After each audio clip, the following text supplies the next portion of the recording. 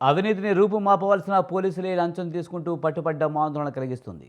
తాజాగా ఒక వ్యక్తిని ఒక కేసు నుండి తప్పిస్తానని చెప్పి లంచం తీసుకుంటూ ఎస్ఐ పట్టుబడిన ఘటన వికారాబాద్ జిల్లాలో చోటు చేసుకుంది.